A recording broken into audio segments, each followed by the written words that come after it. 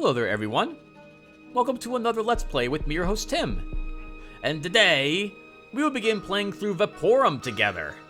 There'll be a little bit of prep here which you can skip by going down to the comment section down below, where there will be a comment from me, allowing you to jump ahead to where we actually start the game, some 4 minutes from now, 5 minutes maybe, in case you don't want to listen to me prattle on about what the game is, and how we'll be playing it, and how far I got, and etc, etc.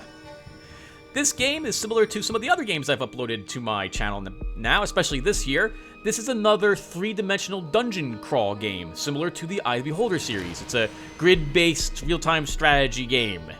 Only instead of a group of people, we'll be playing only one person, this poor, unlucky, amnesia-afflicted soul, as he adventures through this really creepy-looking giant tower. I have not beaten this game. I got maybe about 1/4 of the way through, arriving at level 4, and that's where I stopped. At least I think that's where I stopped. I will point out to you guys when I have actually hit the point of I haven't gotten past this. If there was any plot twists, I'm unaware of them, and I'm pretty sure I did not get halfway through the game. This game is very, very difficult. I would say that compared to the Grimrock series, this game is actually a notch tougher than it. And you should expect me to die quite often. The last time I played through this game, I think like every ambush killed me, and most of the boss battles did once as well. So yeah, this is gonna be quite grueling for us. I can't think of anything a whole lot more to say. Unlike Grimrock, I won't do as much talking this time as well. I'll probably talk after some battles to let you know how well or how most likely how I failed, especially if we die. I will try to keep the save scumming to us. Well, I mean, this is not a roguelike game, but I won't save it after every fight. In this regard, I'm punished for my deaths, of which you should expect there to be quite a few. I can't think of anything else, everyone. I think we're good to go. I already tried to record a little bit of this game earlier, but my sound was a little off. I believe my sound is now fine. So we should be good to go. Let's go ahead and start us up a new game.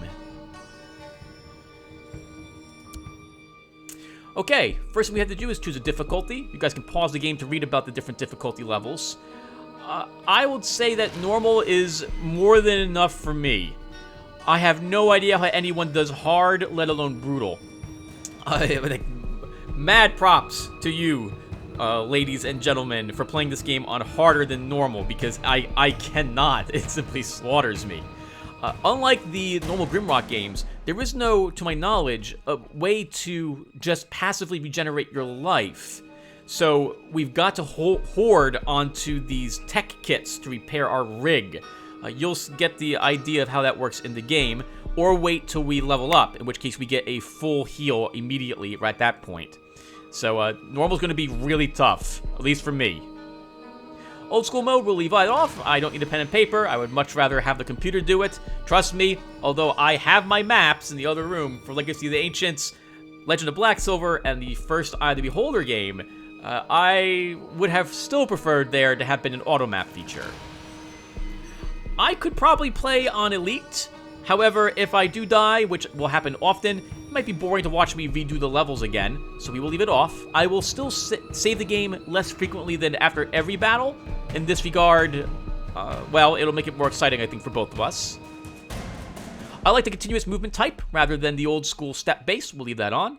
There's no real difference in terms of strategy. It's just how it looks when you move between different grids on the map. I'm not going to play with stop time mode, because I would use it all the time to stop myself from panicking when something happens. I think I like being punished, and being punched in the face and kicked in the nards, so we're going to go ahead and leave that off. And I've played the game a tiny bit. It's been a while, but I'm familiar with playing these games. We'll leave game tips off, and if I get confused, I can always take a break from the recording and look something up online. Think we're good to go? Let's go ahead and start.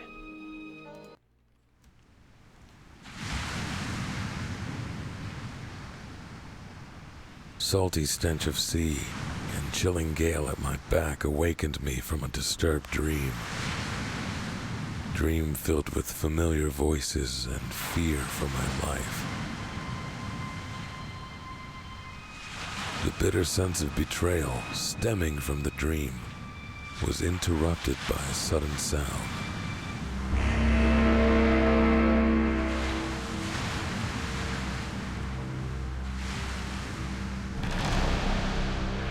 In the distance, a monumental metallic monster, as if grown into the rocks, loomed over the sky. Despite the fear this colossus exuded, I was attracted to it somehow. With nothing to lose, I went after the light.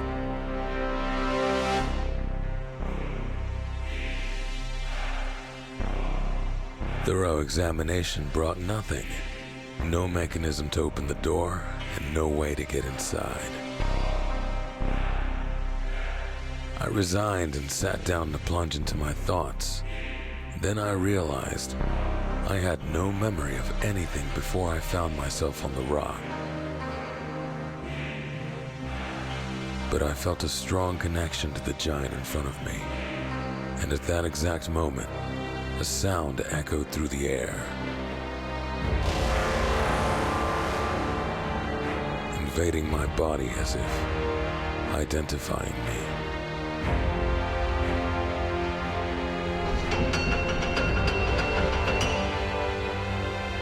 I braced myself and entered.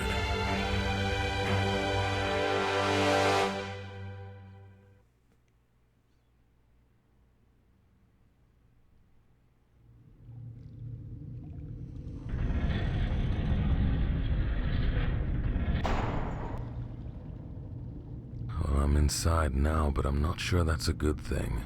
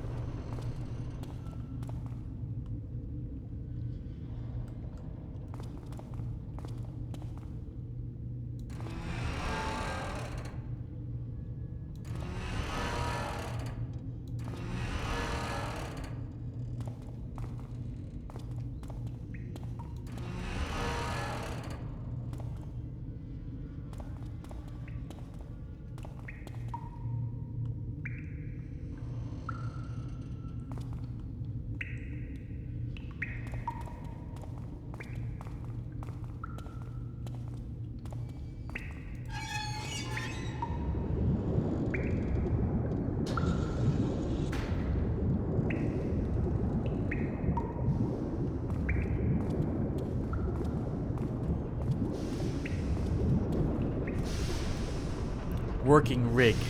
Wear a working exo-rig beyond this point at all times. Failure to do so may endanger the lives of others and your own. Remember, more lives than your own may depend upon your fitness.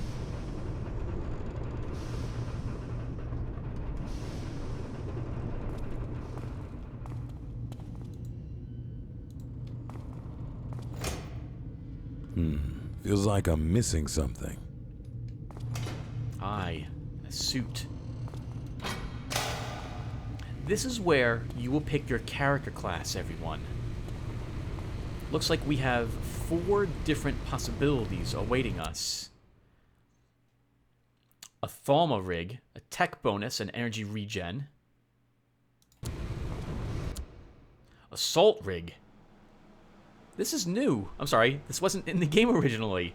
We gain some resistance, so we gain more experience points. We heal a little better.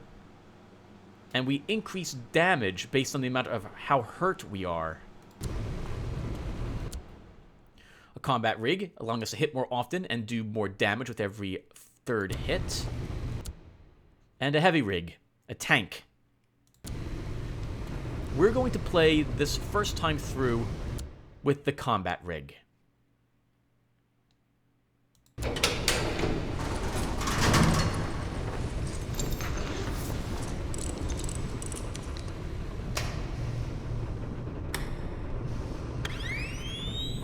This feels familiar. I don't know why, but it feels like it's a part of me. Wonder if the door lets me through now. Let's take some time and show off a few things here first. Here is our rig, our inventory, and all our slots. These are gadget slots used for effectively spells. This here is your upgrade tree. You will gain, I believe, if the forms are to be believed, enough points to level just about 3 of these up completely. So 5 or 6 total points, or we'll say you get about maybe 17 total levels in the game, or at least total circuits in the game. Here's our stats. I'm going to hover over these really quick. If you're curious what these stats are, you can pause the game and read about them. We'll also hover over the primary attributes, but I think the rest of it is pretty much just percentage damage increases and stuff like that. I guess we'll hover over this really quick as well. That should be good. As you can see, you have a ton of stats. We'll hover over the defenses as well so you guys understand how they work. Okay, let's go ahead and get going.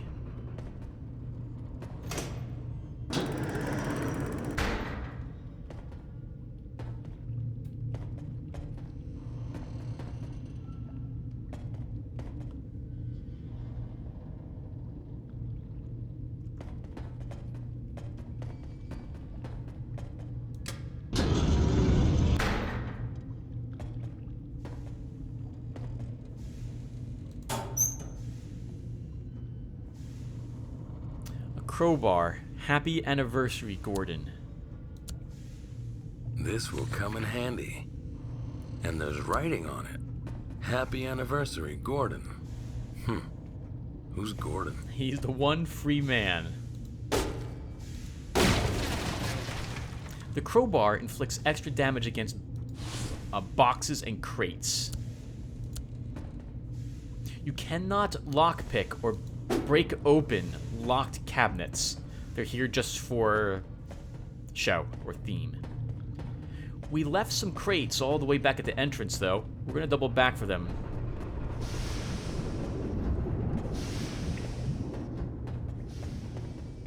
And see if there's anything here.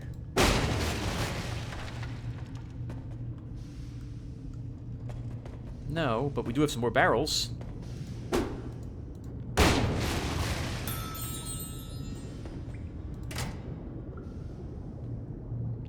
Outdated compared to fumium-based solutions, sure, but it can still save your life when your rig cracks. This secluded nook looked like a perfect place to hide my dirty mags. Nothing beats Fancy Nancy, you know, but some jackass stole them. Hope they don't know they were mine. Adam Cray, Tallier. Poor guy. Just wants to look at some pretty girls. Don't know why he should be fired for that, unless he's looking at them on the job.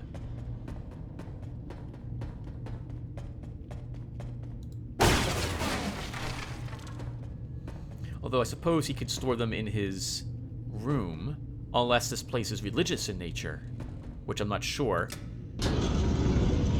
And if that's tied to his employment,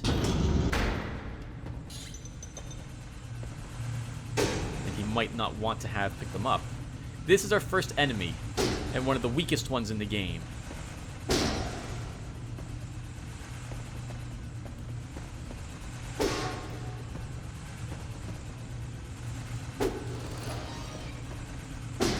The white damage is damage from our weapon.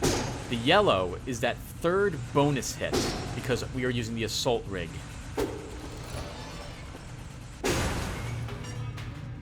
That was unpleasant. Thankfully, we took no damage. Fumium is the experience we need to level up. We earned 10 from killing that creature. That robot. This would also mean that the defenses are still active in this location. I need a key.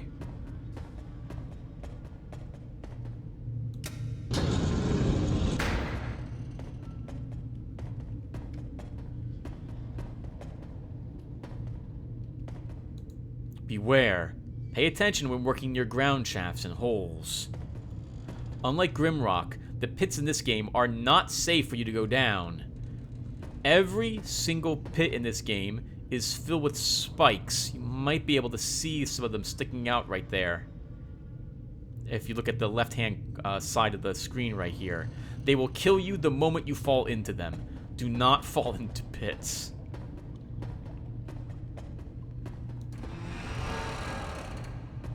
You can also pull some crates backwards. The arrow will change to let you know if you can do so.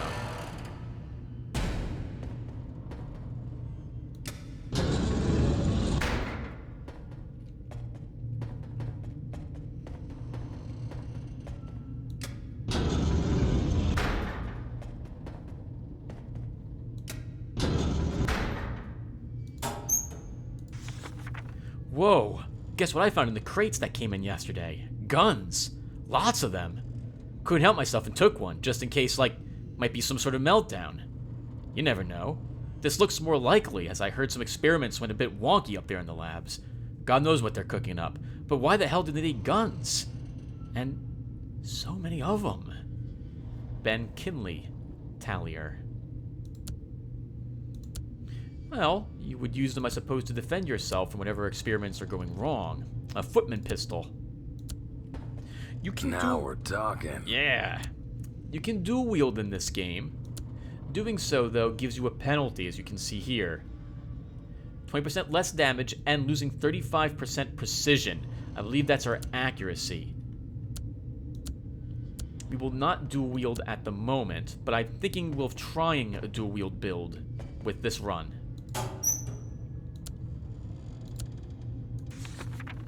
They sent me a new lad. Name's Ben Kinley.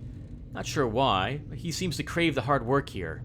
Don't know what's so lovely about hauling crates all day, but he's a good kid. Maybe he wants to impress the big shots from upstairs and get a warm place on the fueling unit or something. Ha! Too bad no admin ever comes down here to see us. This is the dump no one cares about. Winnie Bench, Chief Tallier.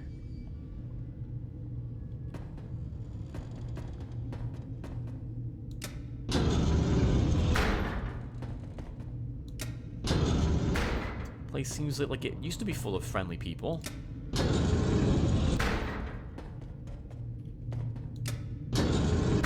I will often shut doors behind me to prevent something from sneaking up on us. Worker boots, plus 20 integrity. That would be our hit points.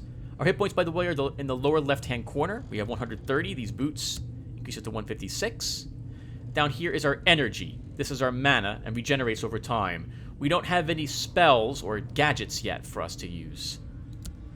The game also features playbacks similar to BioShock. Let's listen to this one. A phono diary. Maybe with these I'll learn more about this place. My Marcus was chosen by the Bureau to lead the Vaporum, which is under construction out there on the high seas right now.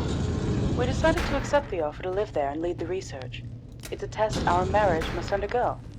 I stood by my loving husband through his years in the military, and I'm ready to support him now. It won't be easy. I'll be in charge of a fair amount of research at the tower, but my family means everything to me. Thanks to this commission, the Bureau will provide us with everything for a happy life somewhere on an island of our own. One day.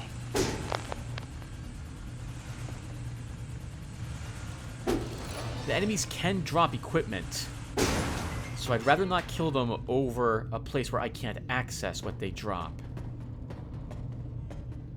So I'm going to quickly talk while we're walking back through some areas to suggest that we were a member of this organization, religion, cult, whatever it is, and that we were either unpurposely robbed of our memory, or we did it ourselves, similar to the gentleman in Amnesia, The Dark Descent.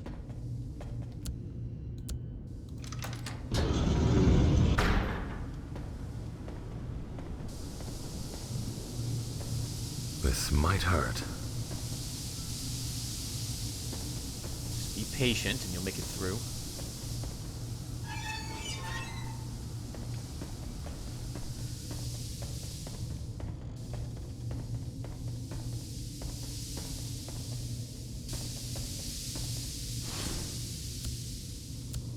health kit. You don't regenerate life over time, by the way, normally, and there's no resting in this game, so you must manage your health kits very well.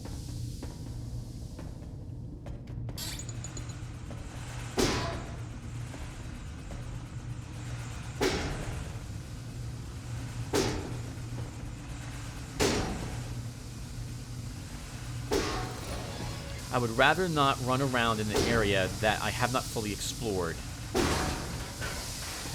Backing up is the safest thing to do in some instances. However, Vaporum, or Arcs, really likes throwing things behind you through doors which open suddenly. It can be very nasty to think you're walking back safely, only to have something else spring up behind you. I've been waiting for this moment my whole life. Studying at the Supreme Bureau University comes with prestige, sure, but now I can start my career, finally. As one of the proud draftsmen for the head architect of the Bureau, the Arx Vaporum is partly my doing. The tower is a testament to our technological advances. The Arx is going to bring about a historical breakthrough once we decipher the substance on the seabed, the marvelous fumium, and we can show the world what it can do. We have such great expectations. So they found some sort of substance.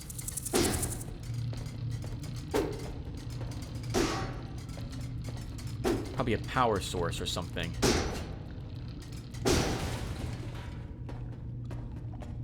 And the little spiders are fast, but they do not do much damage, and thankfully do not also suffer much damage before being destroyed.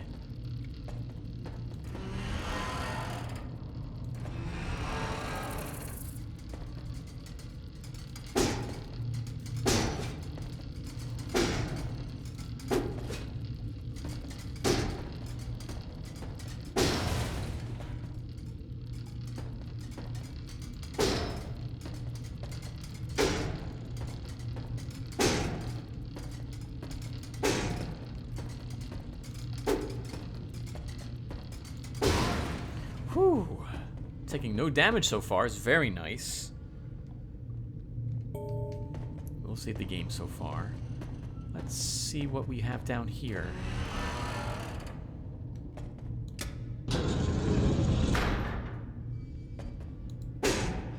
Let's leave that open and fully explore this chamber. Those two mechanical spiders must have been guarding something.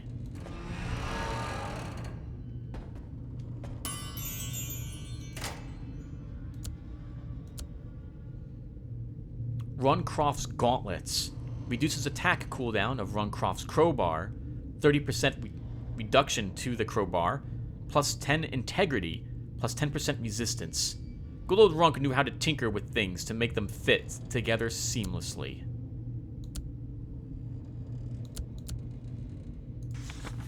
Today I managed to get out for a bit to fetch a new cargo from the ship.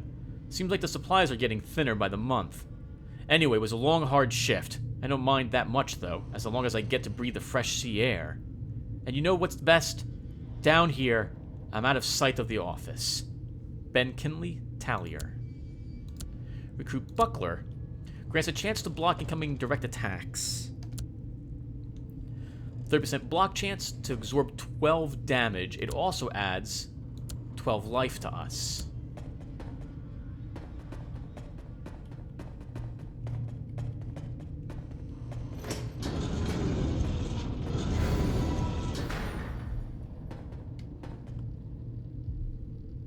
I hear the flyer over there.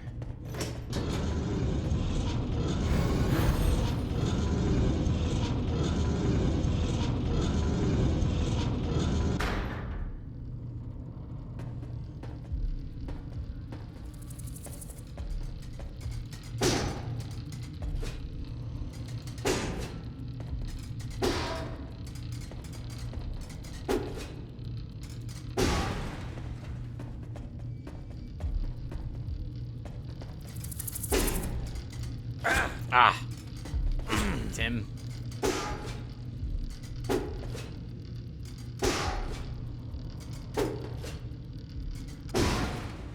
The red is a critical hit.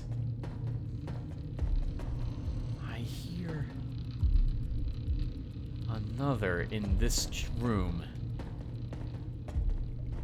But we need a key, which is probably in that chamber.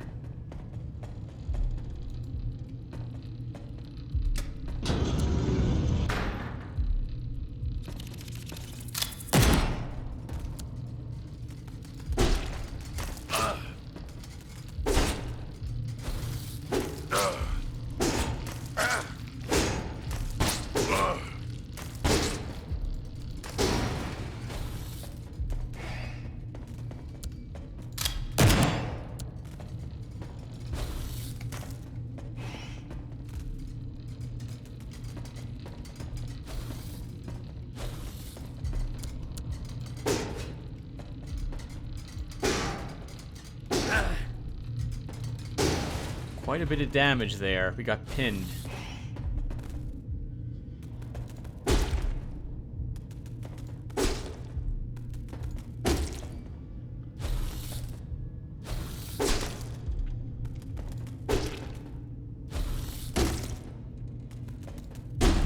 We also took a bleeding hit during that fight. These creepy little things.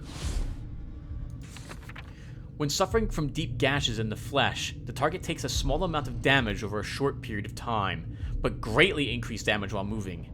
Mechanical enemies do not bleed. It will affect our enemies if we have a weapon which can bleed them.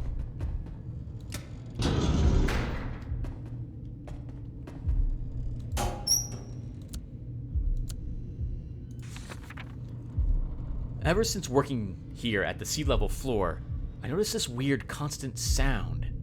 It's coming from below. Sounds like pounding. Almost like a heart. Just a huge one. Is it the mining gear deep down there in the sea? At the Fumium core?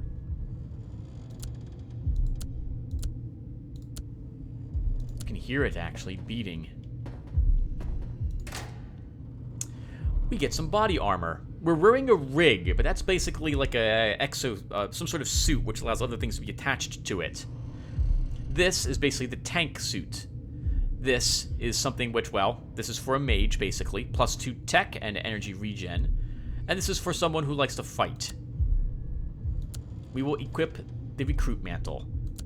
I will hold on to the apprentice outfit though. I do think we might end up taking some points into spells to help us out.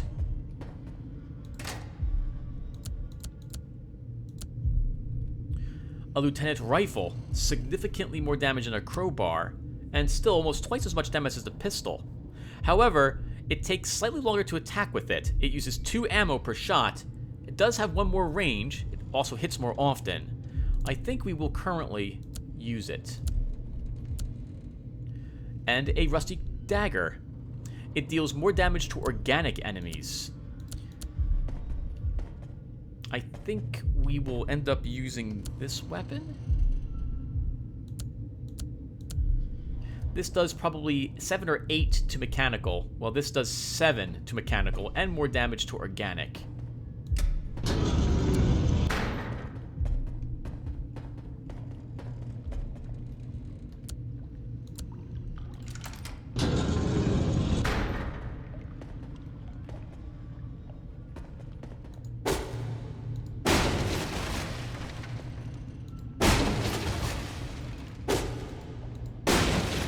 Unlike the normal Grimrock, where I would leave things around to help me tank creatures if I need to, you never want to tank anything in this game if you can help it.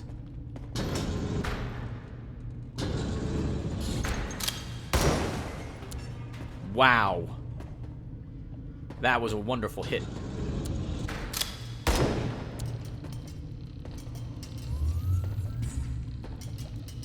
Some enemies, like this electrical spider, have AoE attacks.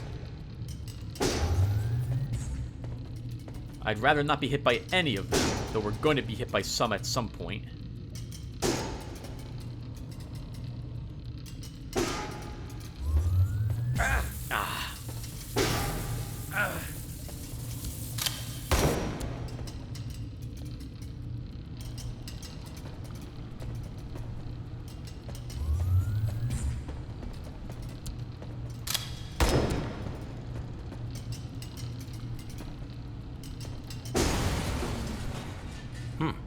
The spider dropped something.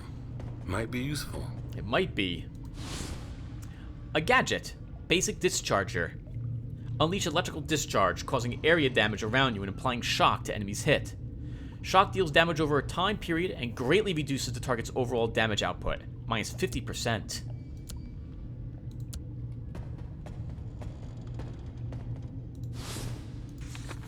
When struck by electric attack, the target's damage output is greatly reduced, and they take some damage over a short period of time. Enemies capable of producing such a shock are resistant to all shock attack effects themselves. That now unlocks the way back. And the way forward. This thing from the spider fits into my rig. Let's see how they like being shocked.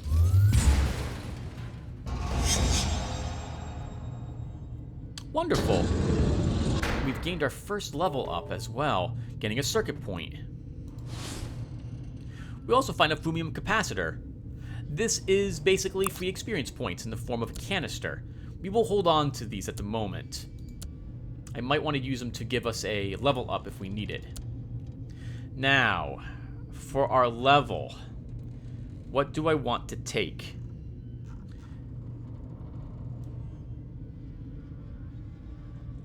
I think, everyone, I will look at this off screen. We'll end the game once we go up a floor. And we'll end the game here, having completed level 1. I don't think there was any other secrets down there either. I think there were only 2 secrets on that first floor. I don't remember any others. Thank you guys for watching. This has been some Vaporum. Hopefully you find it interesting. And I will see everyone in the next one. Take care, everyone.